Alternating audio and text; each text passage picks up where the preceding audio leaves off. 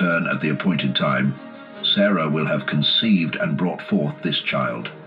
In the same month, the Lord unleashed his righteous judgment upon Sodom, Gomorrah, Zeboim, and the entire region of the Jordan. Fire and brimstone rained down, consuming the cities and their wickedness in flames that burned without end. Their sins, perversions of flesh and defilement of the earth, were too great to bear. The destruction was absolute, leaving a testimony to the consequences of exceeding sinfulness. The Lord, however, remembered Abraham and in his mercy spared Lot, sending him away from the midst of the devastation. Yet even Lot fell into grievous error, for he and his daughters committed a sin of such disgrace as had not been seen since the days of Adam. Upon the heavenly tables, a decree was engraved to utterly remove and root out the seed of this sin, ensuring no trace of Lot's lineage would remain on the day of judgment. In that same season, Abraham journeyed from Hebron and settled between Kadesh and Shur in the mountainous lands of Gerar. By the middle of the 5th month, he moved once more and made his dwelling by the well of the oath. And in the 6th month, the Lord visited Sarah, fulfilling his promise. She conceived and, at the appointed time, in the 3rd month and at its midpoint, during the festival of the first fruits of the harvest, Sarah gave birth to a son. On that joyous day, Isaac was born, exactly as the Lord had spoken. Abraham, with reverence and obedience, circumcised Isaac on the 8th day, marking him as the first to bear the eternal sign of the covenant. This was in the 6th year of the 4th week, when the heavenly messengers returned to Abraham at the well of the oath. They witnessed the fulfillment of their words to Sarah and blessed the family with divine joy. To Abraham, they revealed the future, proclaiming, "You will not see death until you have begotten 6 more sons. But know this, though all the seed of these sons shall be reckoned among the Gentiles, it is through Isaac that your name and covenant shall endure. From him shall arise a holy seed, set apart from the nations, belonging solely to the Most High. This people will be a possession of the Lord, a kingdom of priests, and a holy nation." With these declarations the messengers departed, and Abraham and Sarah rejoiced with exceeding gladness, their hearts overflowing with gratitude. Abraham, moved by this divine joy, built an altar to the Lord near the well of the oath. He offered sacrifices of thanksgiving to the one who had delivered him and fulfilled his promises. To honor the occasion, Abraham celebrated a 7-day festival of joy, becoming the first to observe the Feast of Tabernacles on the earth. He constructed booths for himself and his household, setting a sacred precedent. Each day of the festival, Abraham brought offerings to the altar: 2 oxen, 2 rams, 7 sheep, and 1 he-goat as a sin offering, seeking atonement for himself and his descendants.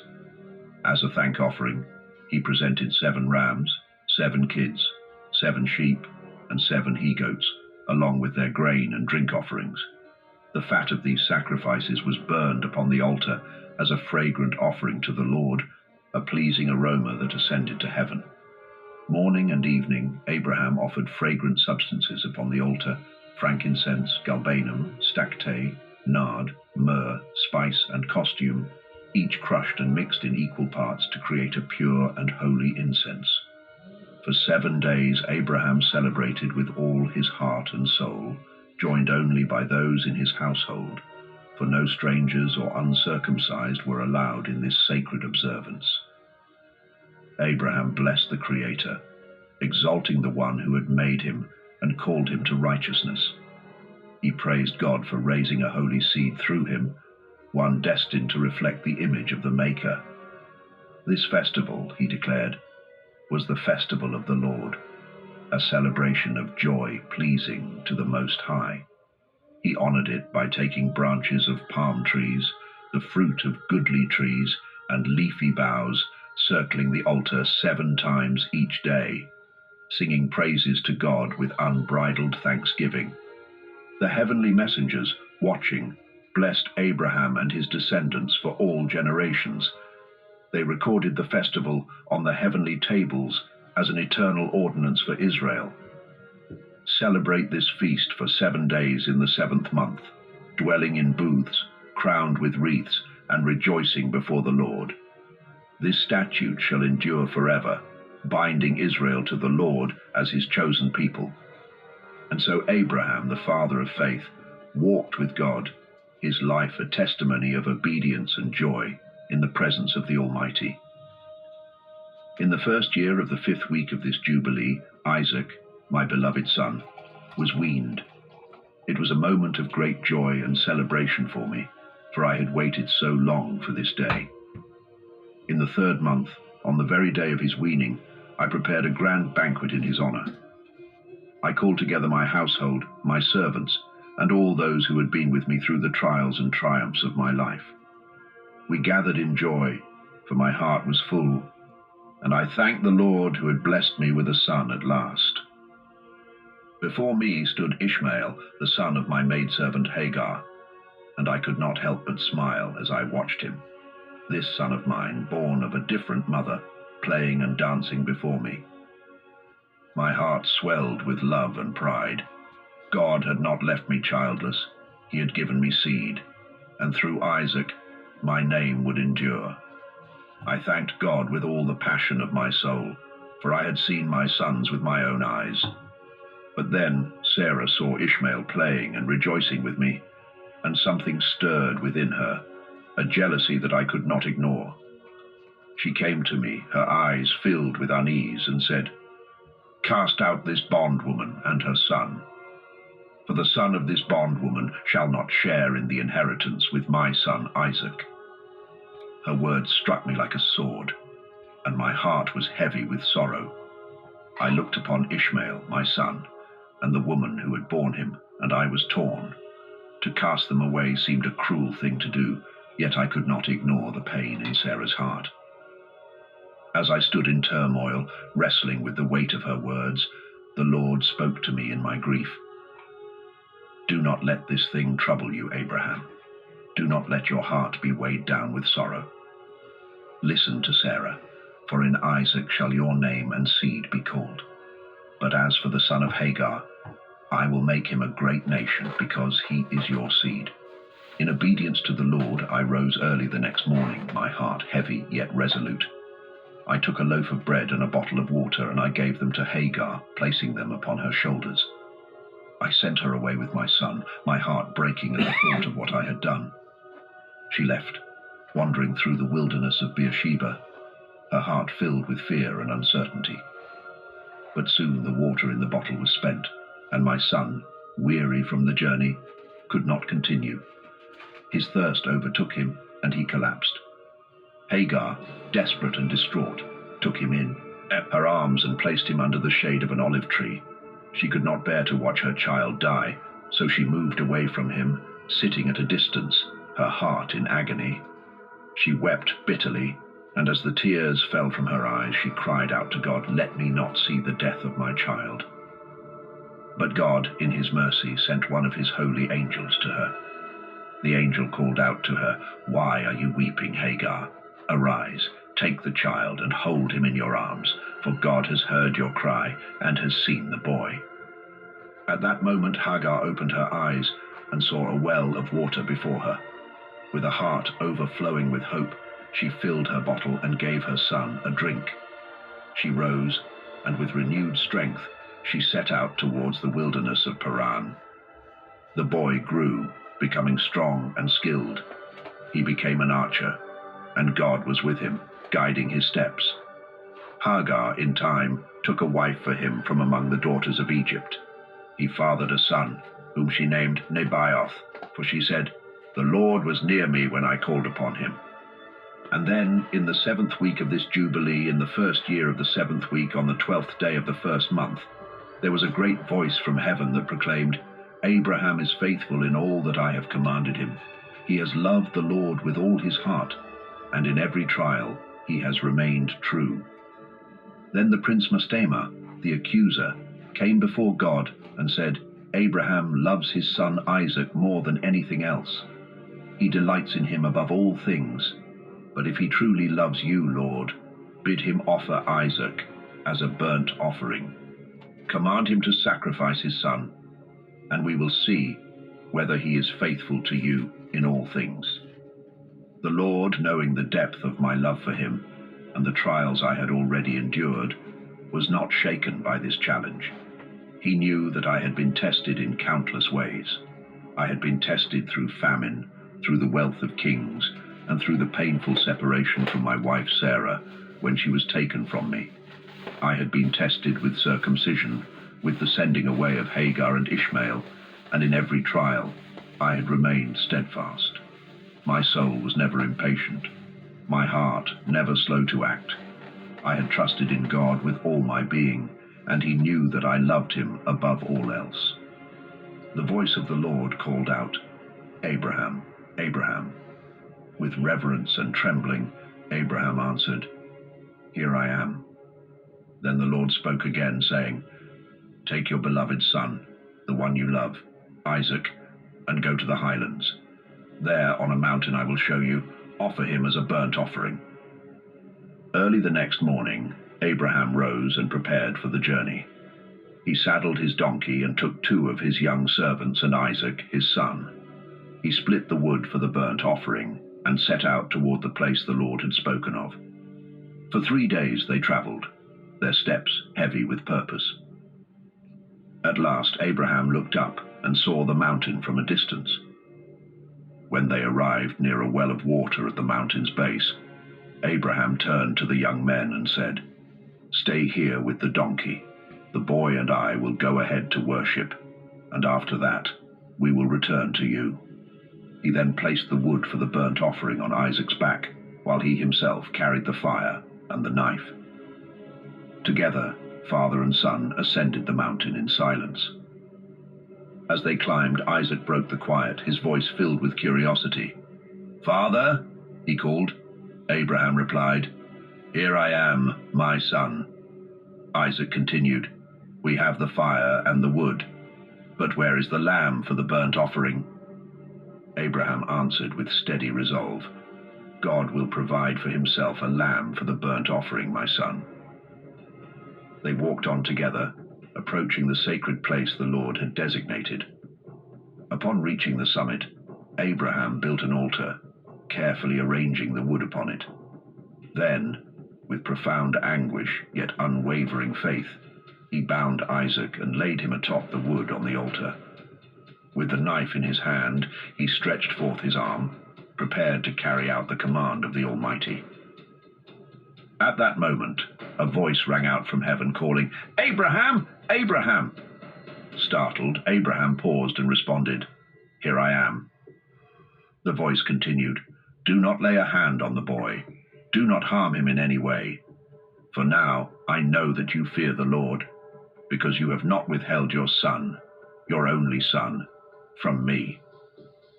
Abraham lifted his eyes, and there, caught by its horns in a thicket, was a ram. He went to the ram, took it, and offered it as a burnt offering in place of his son. Overwhelmed with gratitude, Abraham named that place, "The Lord Will Provide," a name that would endure through the generations, for on the mountain of the Lord provision had been made. The Lord's voice came again from heaven, saying, "By myself I have sworn, declares the Lord, because you have done this and not withheld your son, your beloved son, I will surely bless you. I will multiply your descendants like the stars in the heavens and like the grains of sand on the seashore. Your offspring will possess the gates of their enemies, and through your seed all the nations of the earth will be blessed. You have obeyed my voice. Go now in peace." Abraham and Isaac descended the mountain, their hearts full of reverence. They returned to the young men who had waited faithfully, and together they journeyed back to Beersheba, where Abraham made his home by the well of the oath. Each year thereafter, Abraham celebrated a 7-day festival in remembrance of this event, filled with joy and gratitude for the Lord's mercy and provision. It became a tradition written on the heavenly tablets, a lasting commandment for the descendants of Israel to observe with joy for all generations to come. In the first year of the first week of the 42nd Jubilee, Abraham returned and settled near Hebron, in a place known as Kirjath Arba, where he dwelt for 2 weeks of years. In the first year of the third week of this Jubilee, the days of Sarah's life were fulfilled, and she passed away in Hebron.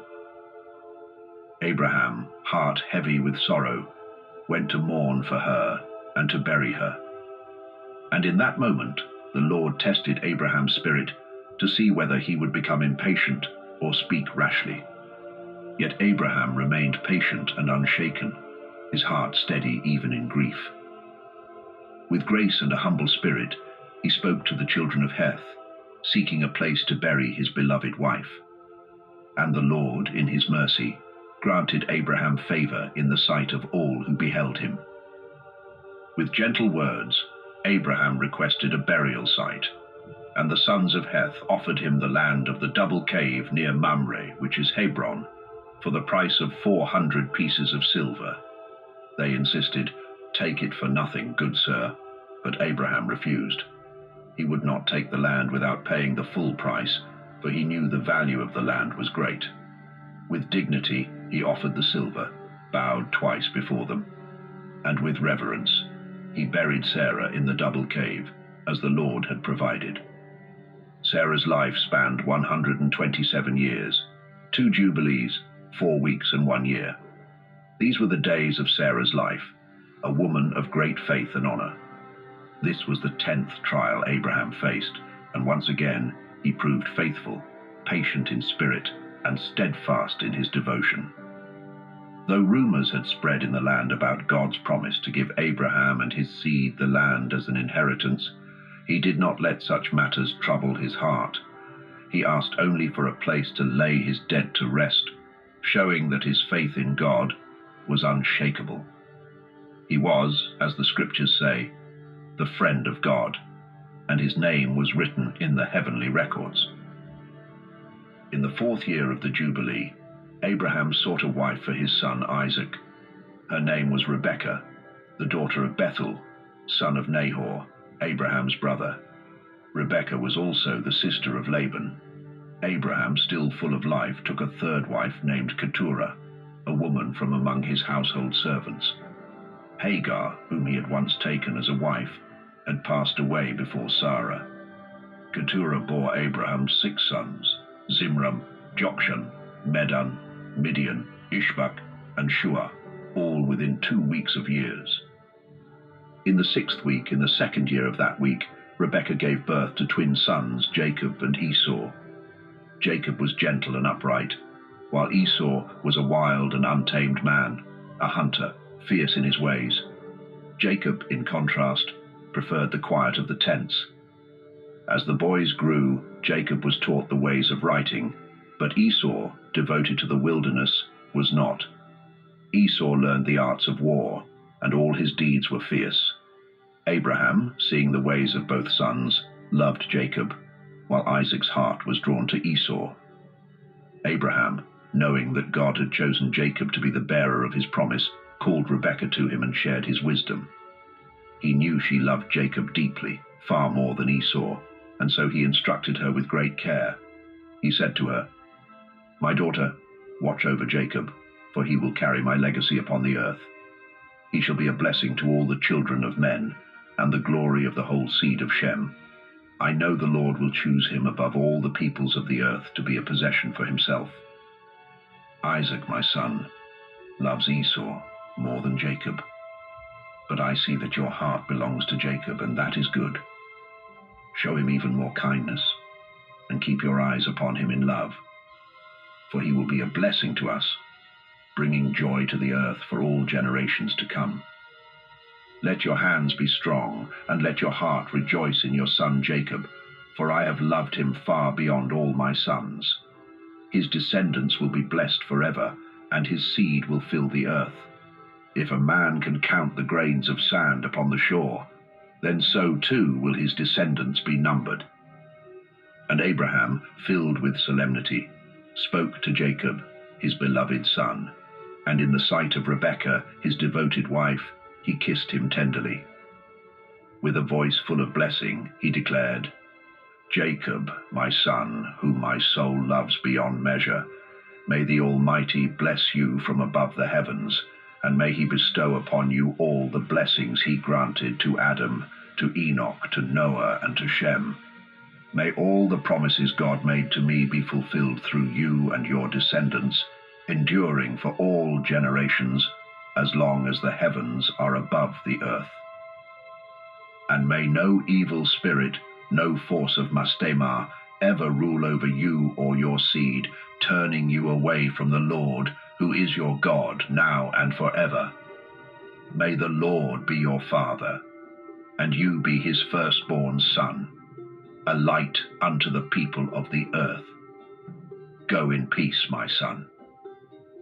With these final words of love and blessing, Abraham and Jacob both departed, their hearts filled with the weight of the sacred covenant.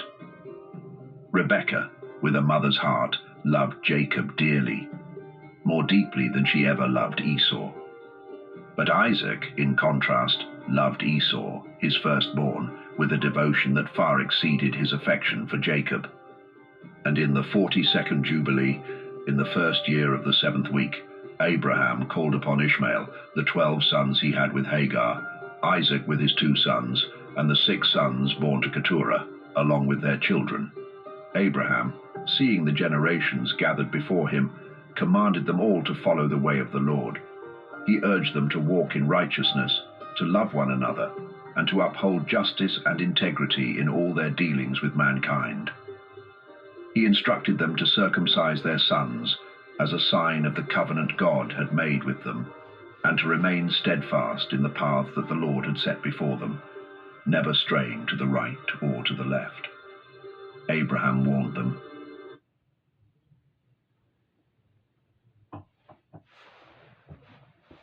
"Keep yourselves pure.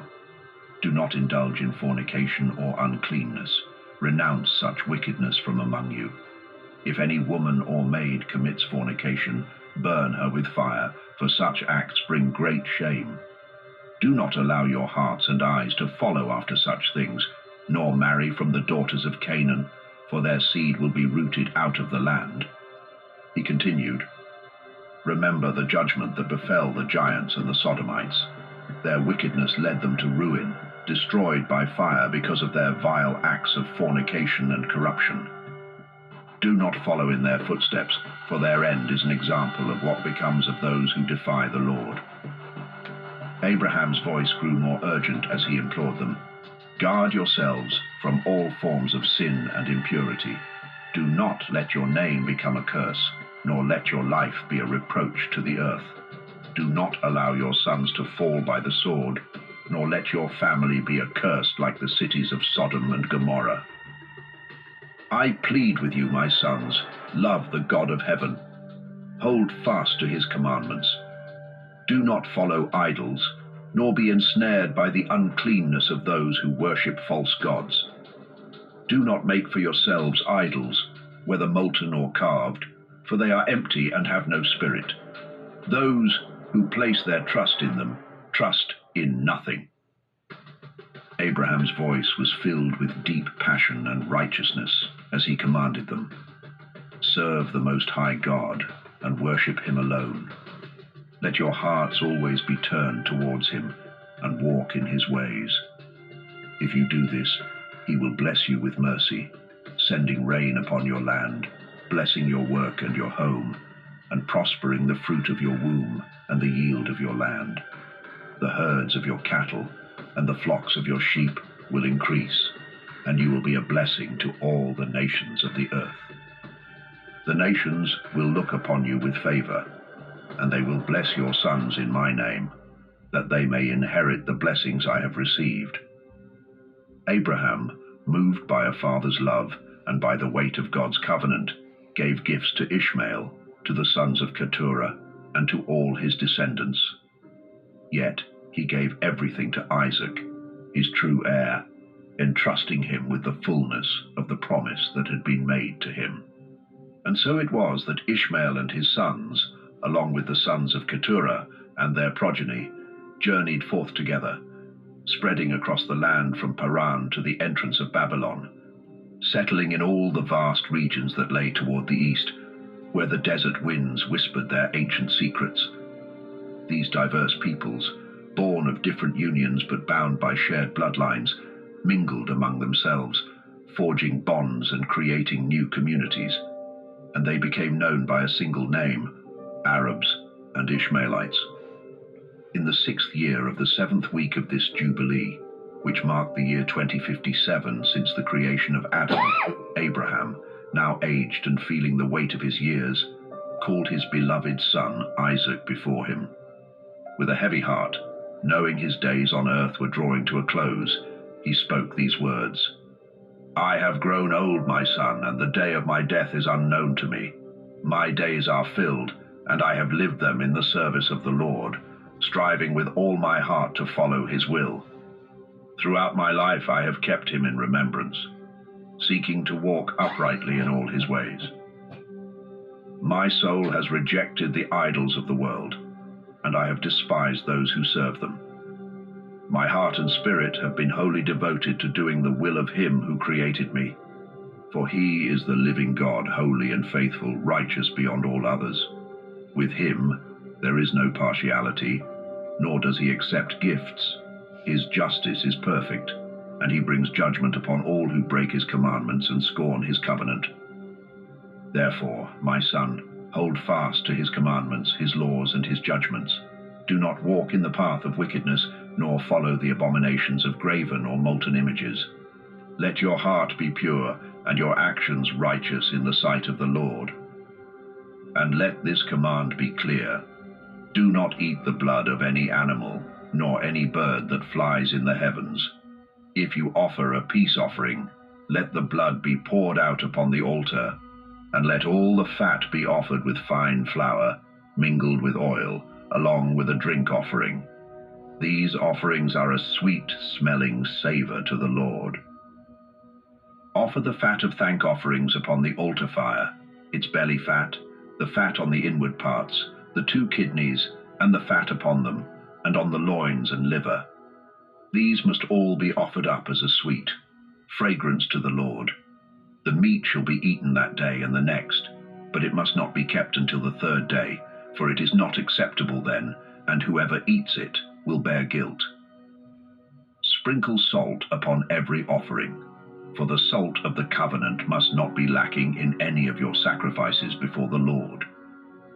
As for the wood used for sacrifices, do not use any wood other than those I have named: cypress, pine, fir, cedar, palm, olive, myrrh, laurel, citron, juniper, and balsam. These trees have been tested, and their fragrance ascends to heaven. Do not use wood that is old, split, or darkened, for its scent has faded, and it will not bring the sweet fragrance the Lord desires. Take heed, my son, and obey these commands. Be pure in your body, washing yourself with water before you approach the altar. Wash your hands and feet, and after the offering, cleanse yourself once more. Let no blood remain upon you or upon your garments. Guard yourself, my son, against blood, for it is sacred and must be treated with utmost care. Do not partake in the blood of man, for it is the soul. If you shed the blood of man, the earth will cry out, and it cannot be cleansed except by the blood of the one who has committed such a sin. Do not take a gift or bribe for the blood of man, for it is the blood of the innocent that defiles the land. Justice must be served, and in this the Lord will protect the righteous. I see, my son, that the works of mankind are filled with sin and wickedness, and their deeds are an abomination. They are unclean, and their hearts are far from righteousness. Be wary, my son, and do not follow their path, for if you do, the Lord will hide his face from you and turn you over to your own transgressions. He will cast you out of the land, and your name and the name of your seed will be forgotten from the earth. But if you turn away from all their wicked ways, if you live in obedience to the will of the Most High, Then he will bless you in all that you do. He will raise up from you a plant of righteousness that will endure throughout the generations. Your name and mine will be remembered forever in the heavens. Go, my son, in peace. May the Most High God, my God and your God, strengthen you to walk in his ways, and may he bless all your seed and the seed of your seed for generations to come. May you be a blessing to the earth. And with those words, Isaac went out, his heart full of peace and joy, knowing the weight of his father's blessing upon him.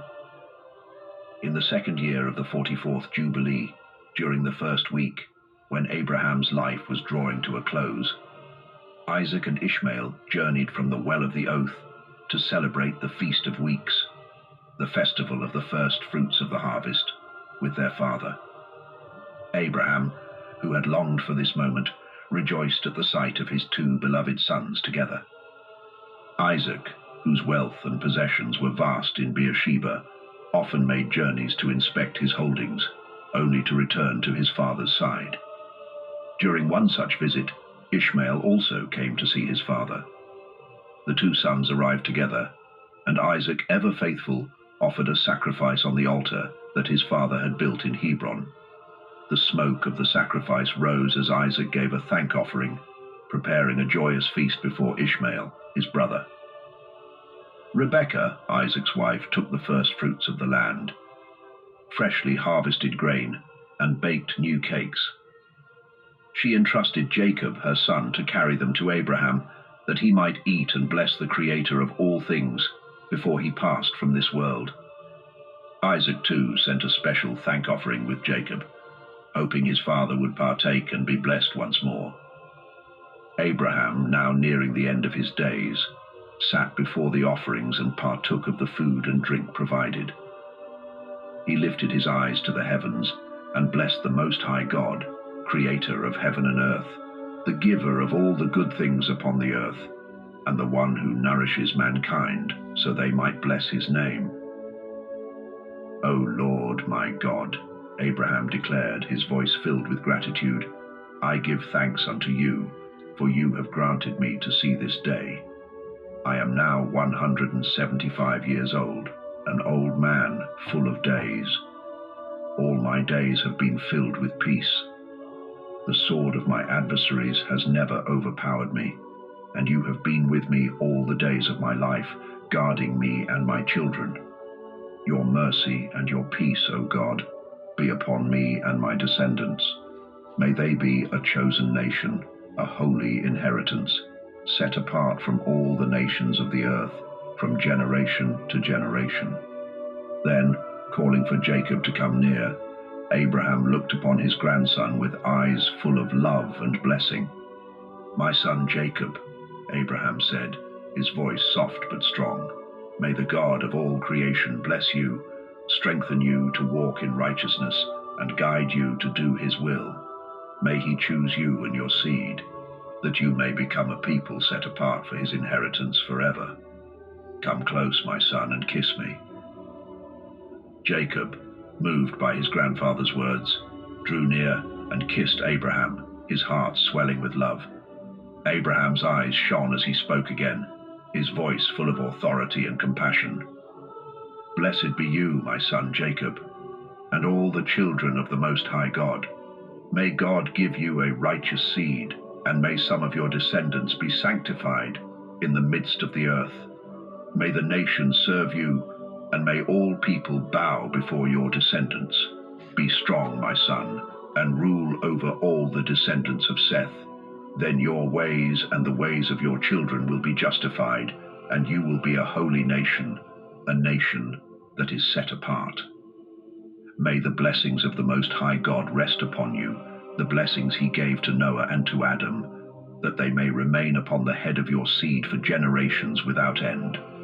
May he cleanse you from all impurity and forgive you for all your transgressions.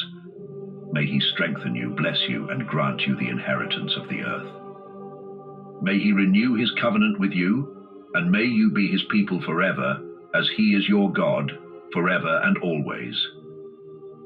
Remember my words, my son Jacob, Abraham continued with deep wisdom.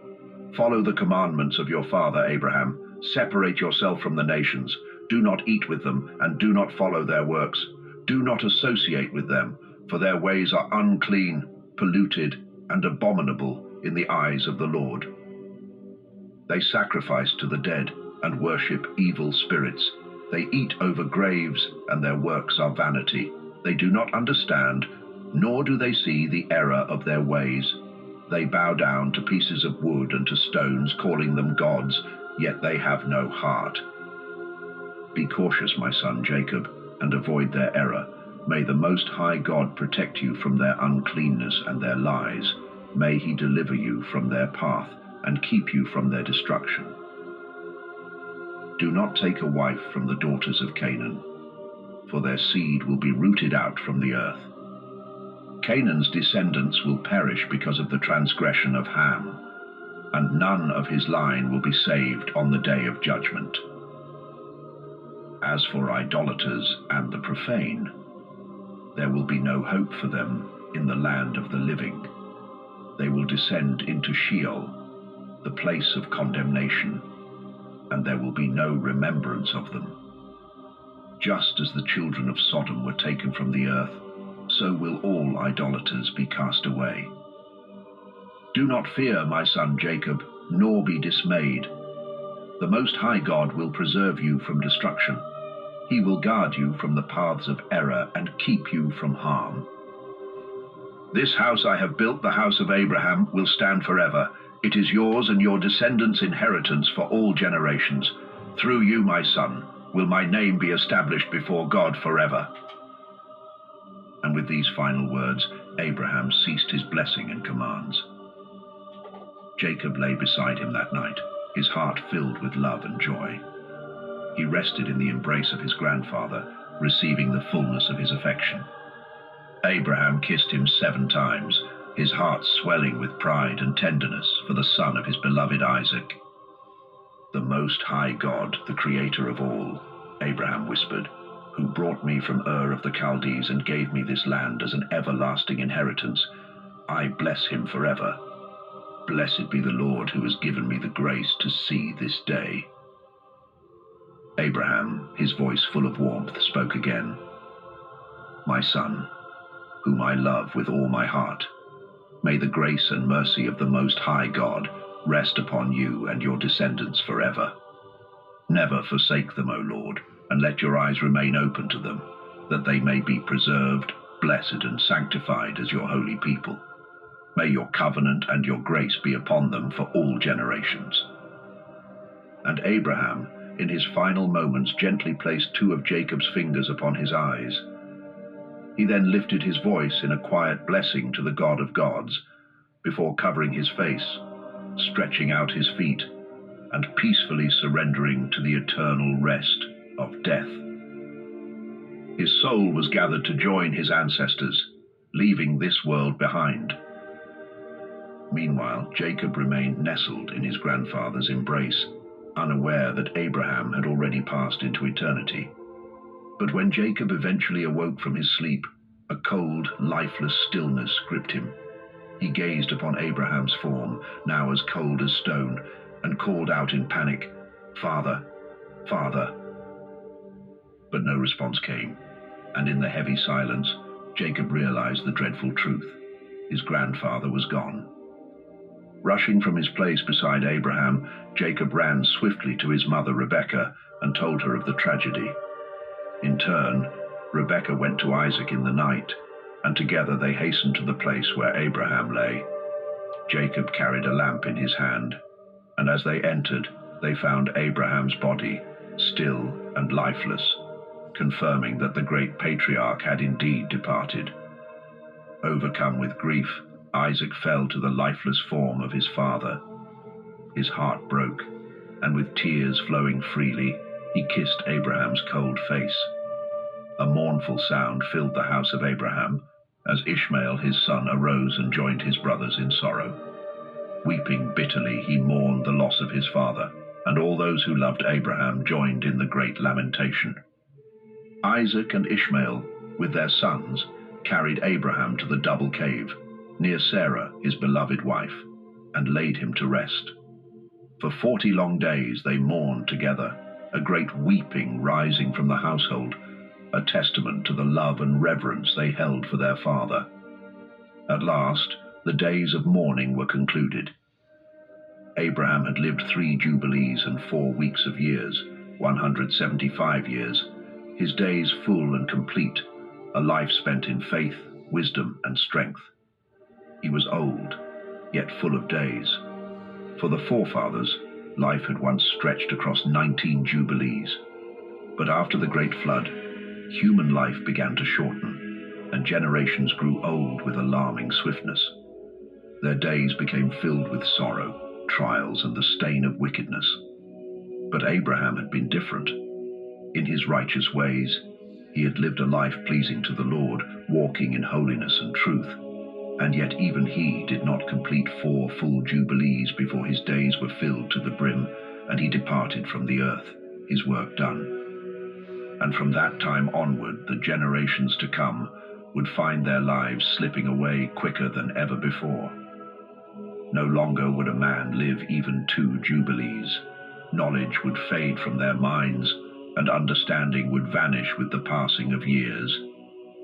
Those who lived to see even 1.5 jubilees would be seen as having lived long lives, but their days would be marked by pain and sorrow, and peace would be a stranger to them. For calamity would follow calamity, wound after wound, tribulation after tribulation. Evil tidings, sickness and suffering would besiege them. They would know no respite, as death and destruction stalked the earth. The world would be a place of chaos and ruin, as disease, hunger, and war ravaged the generations. And all of this would befall a generation whose works were filthy, whose lives were steeped in uncleanness, fornication, and pollution. They would live in the defilement of their own making. And they would look back at the days of the forefathers and say, "The days of old were many and full of peace. But behold, our days are few and filled with trouble. Our lives stretch no more than 70 years, or 80 if we are strong, but even then they are filled with bitterness."